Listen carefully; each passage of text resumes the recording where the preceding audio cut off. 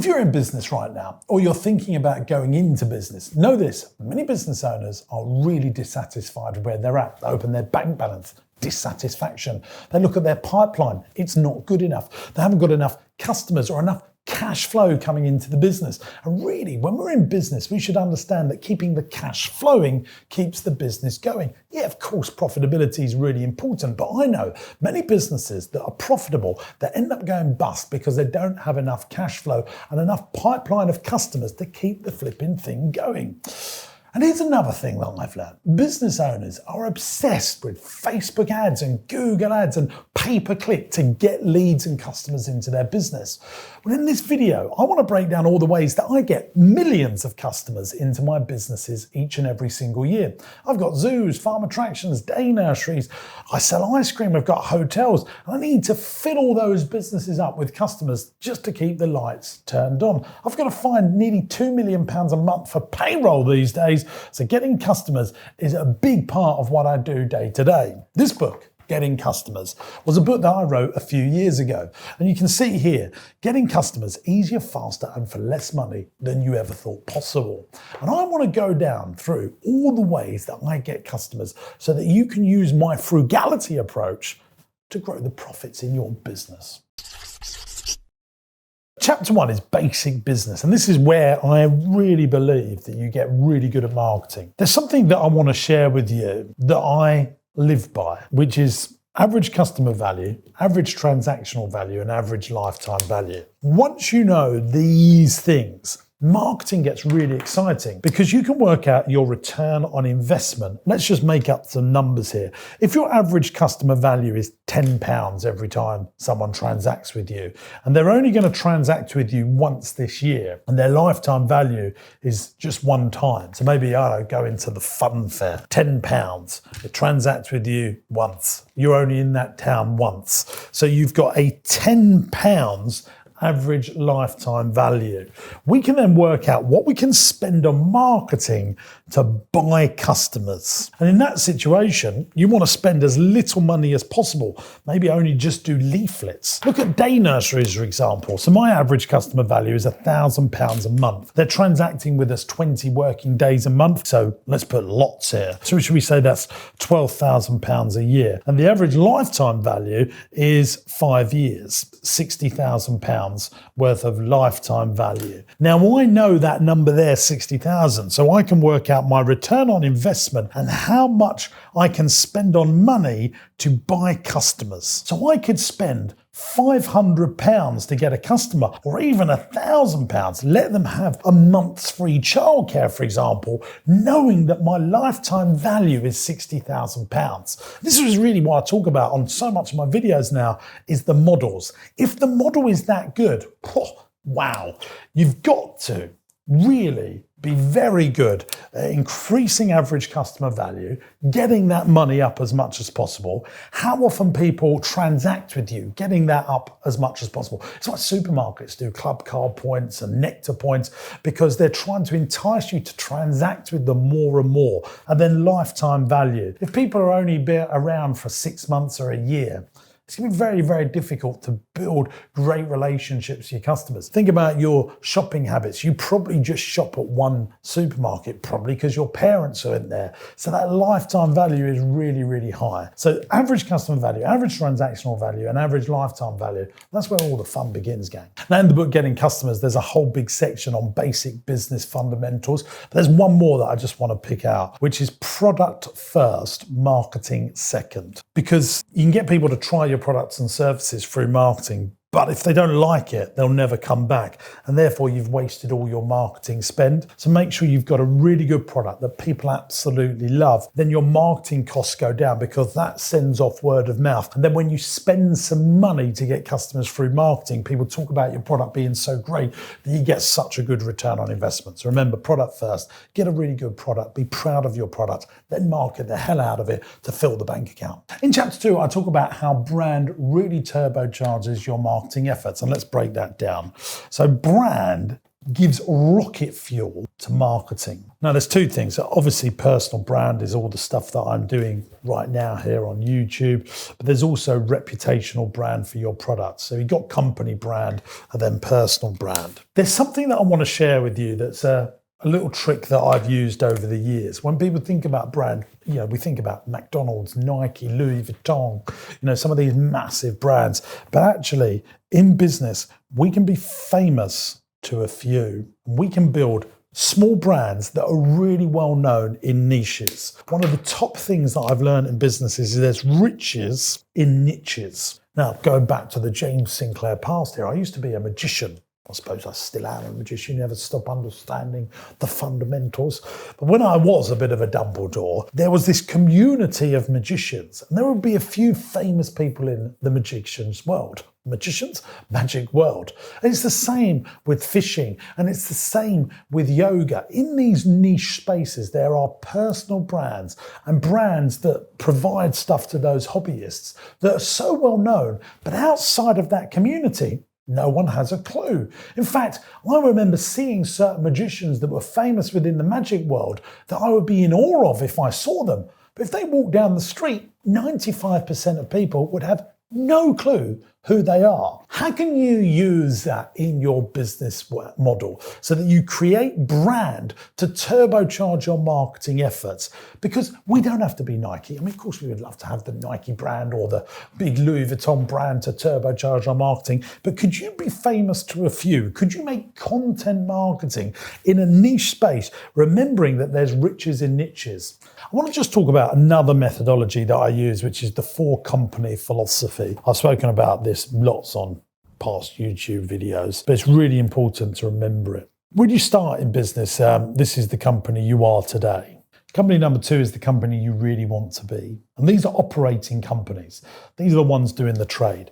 So when you look at my career, I started out as a magician, a one-man band, a solopreneur. That's where I was today. But what I really wanted to be was a massive entertainment company that had visitor attractions and hotels. I've done all that stuff. But what I learned over here got me to get over there. It's the steps of success, and every step got me closer to where I wanted to be. And number 3 is a marketing company or a media company. You're running all of these companies in unison. So this is the company you are today, operating company number 1. That's building you to the company you really want to be. Remember my little story. And then you want to be a marketing and media company pushing in warm leads into this operating company. When I was starting out as a magician, I would go to schools and big events and do showcases that gave me warm qualified leads into these 2 operating companies. Now I'm making content here on YouTube, which is like a media company, or on my podcast, on my books, on my newsletter, that are driving people to come to my seminars, do business with us, come to my theatre shows, etc., etc. And number 4 is a property company or an investment company. These up here are what I call fast pounds, generating cash flow. These down here are slow pounds, because if you're making media and content, it slowly builds over a period of time, but it becomes incredibly valuable. And what I do is I invest 50% of my profits into this property company so that I've got strong, stable stability around my businesses. And that's why I built up my commercial property portfolio. And I just repeat this process the whole time. When I get to where I really want to be, I move this over here. Now, I'm not thinking zoos and farm attractions and hotels. I'm now thinking about holiday parks and theme parks, because that's where I really want to be now. And so you just keep on moving yourself up and up, and it all gets easier when you're very good at media and marketing, because these 3 here, everyone wants. Yeah, I'm happy where I am today, but what I really want is a much bigger business. I want loads of commercial property. All of that's really good. But if you're not good at marketing and generating cash flow and bringing lots of customers in, the rest is all academic. We're into chapter 3 right now. No, there's so much more in the book. I'm just pulling out the salient points. Chapter 3 is all about knowing your customer. Most business owners are useless at this. So if you're a business owner, you probably earn a little bit more money than most people, hopefully, if you're doing the right thing. And therefore, you should know that you are not your customer. What you would spend 20, 50 quid on at the drop of a hat is not what most people can do. knowing this here in the UK right now, after everyone's exes, most people have got a couple of £100 a month of disposable income. Going out for dinner is a big treat. Spending money on leisure or clothing is a big treat. And business owners and high income earners forget that fundamental. You want to know who is your most customer and who is your ideal customer. You want to know their pain points, and you want to understand market message and media. First of all, let's look at the pain points. The customer avatar. If you understand what disposable income they've got, how much time they've got, are they a woofty, which is the best demographic. A woofty is a well off over 50. Lots and lots of people are older. These baby boomers, they're holding all the wealth in society. They've paid all their mortgage off. They're healthier and wealthier than ever before. They've got disposable income. So any smart business owners should be thinking about that customer avatar. Here's another little fact for you. I love telling this fact. There are more 65-year-olds created every year now than there are 20-year-olds. That's been a phenomenon that has changed over the last couple of years. And if you're not thinking about that in your business, you're an idiot. But let's now talk about most and ideal customers and market message media, starting with market message media. I like to draw a little triangle here. If you'll notice as we're going through this video, we haven't once spoke about spending any money on customers other than understanding lifetime value. So who's our market? Who's the avatar? I just sort of alluded to that with baby boomers and stuff like that. Understanding your market, who they are, their disposable income, their time, their pain points, really important. Then what's your message to them? Understand how you're going to communicate to them so that you are top of mind to solve their pain point problems. And then lastly, the media. And it's this way round. So we want to start here. 1, 2, 3. Because media has become really cheap and advertising is easier to do, people are starting here. They're thinking, I must put something on Instagram. They're thinking, I must put something on TikTok. I try and tell people when I'm teaching marketing, forget any media exists. Start by really understanding your market and coming up with a message to your market. So get really good at copywriting, understanding the power of words, so crucial to get really good return on investment on your marketing spend. Your headline. I like talking about medicine right now. For example, your market, say they're overweight and they want to lose weight. The headline could be, I'm here to help you professionally lose weight in the next 7 days without doing any exercise and eating all the foods you like. Now, I've just made up a headline, but that is a really good message to people that are overweight, that want to lose weight without any pain being given. Now, obviously, that's a load of hogwash, what I've just said, but it's a really powerful headline, a really good collection of words that might make people to go, now that is really important. I want to understand that. So now, where's the best place to advertise your message to get and reach your market? If it was true, doctor surgeries or people that help Weight Watchers and all those Slimming World groups. If you could prove that you were ethical in the way that you're doing it, that could be very powerful. Let's do it in one of my businesses right now. So one of my day nurseries, my market is people that want to go to work, that want to put their children into childcare. My message to them, we've got really good childcare. One of our facilities, we've been going a long time. These are the programs that we offer. Your kids are going to have a great day.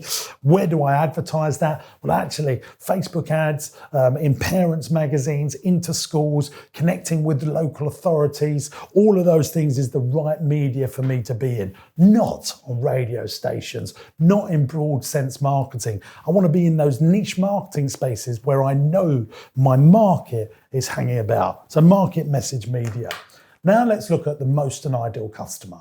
You need to see your business like a tree. When I'm going to draw this right now, and I think a lot of you are probably thinking, James, are you Vincent van Gogh recreated? Let's find out. The tree represents your most customers. Now, I like using my farm park as an analogy here. Marsh Farm's one of my businesses. Say that business has up to 250,000 admissions and customers a year go there. We have to do a lot. Build a dinosaur park, do play areas, a splash park, invest lots of money to keep the tree going. If we do that though, we get goodwill from our customers and we build our market. And because we have this audience of 250,000, our tree starts to get some fruits. And those fruits for me could be membership, where people pay me every single month to come as much as possible. High cost events or higher ticket events.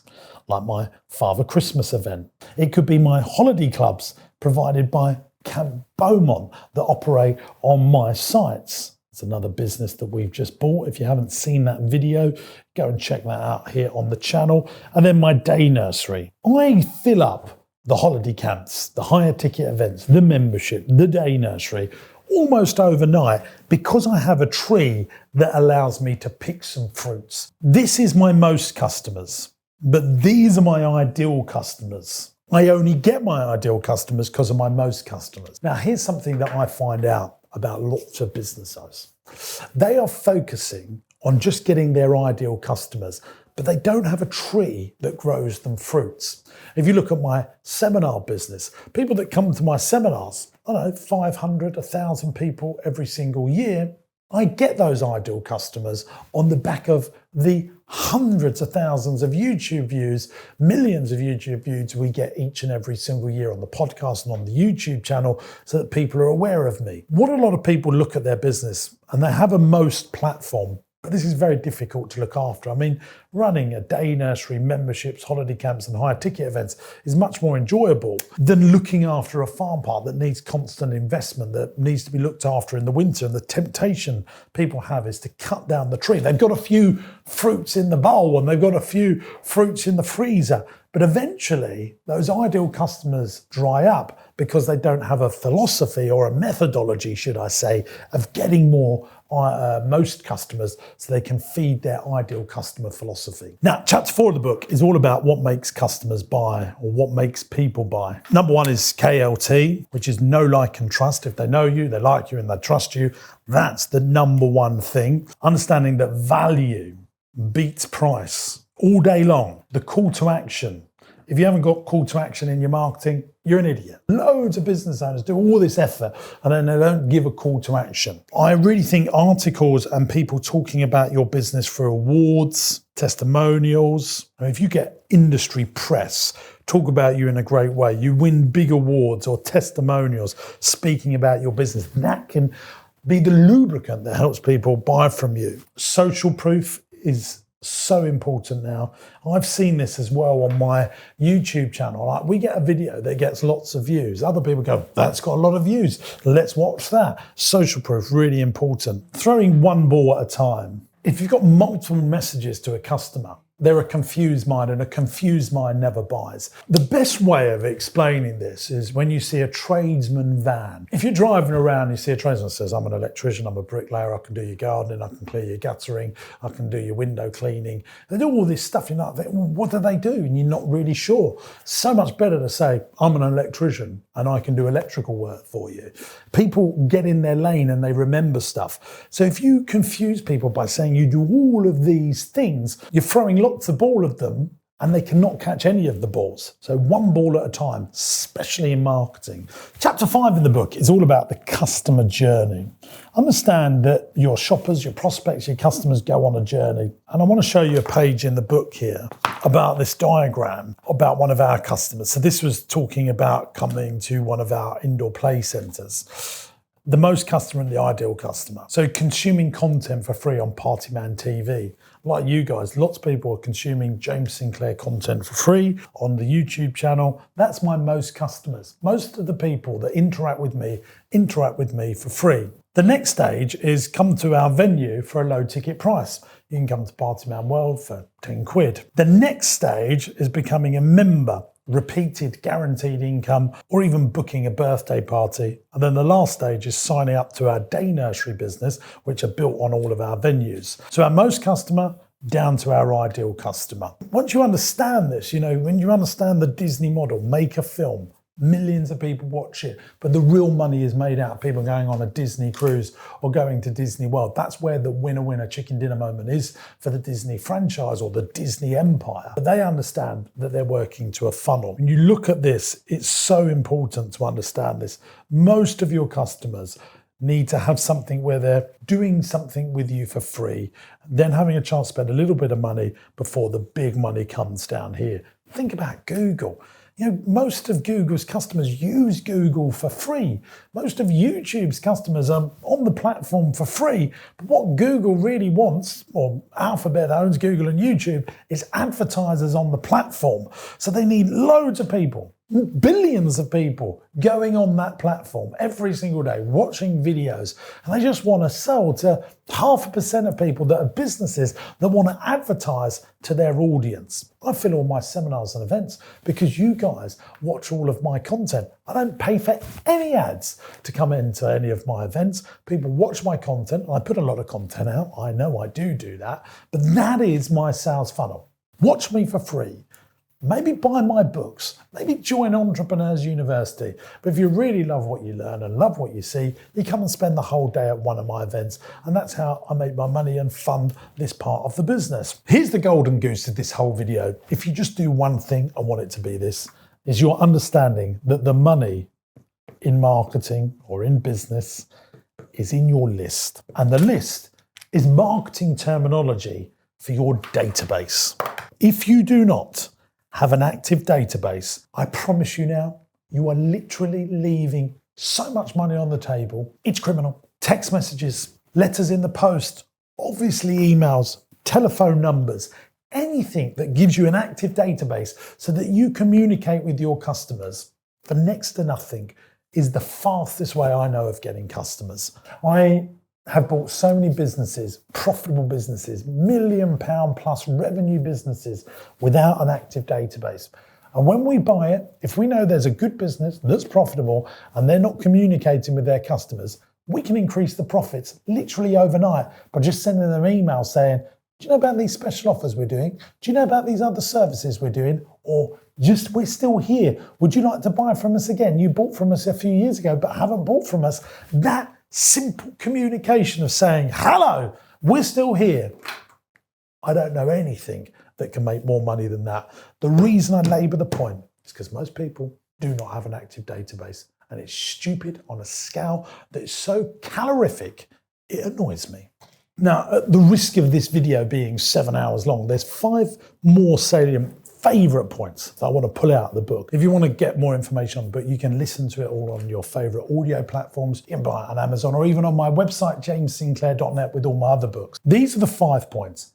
Be unusual in a very usual world. When I started out as a kids entertainer, I bought a black van, a black Peugeot, and I put workman lights on the top, and I put 2 speakers. And I got the idea because it was election time, and in America, I was watching the news, they put these speakers on the top of vans and they go around chanting out the message of vote for this mayor.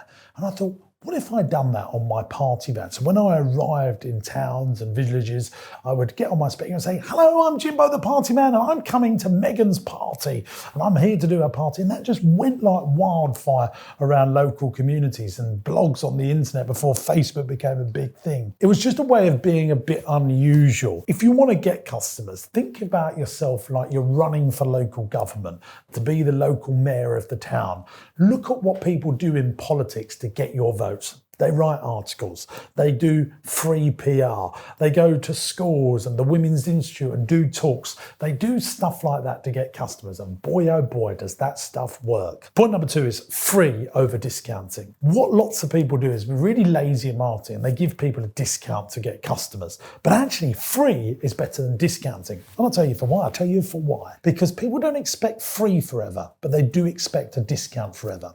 If you discount your product by 10, 20, 30%, which is usually all your margin that you're giving away, then people will expect that discount forever.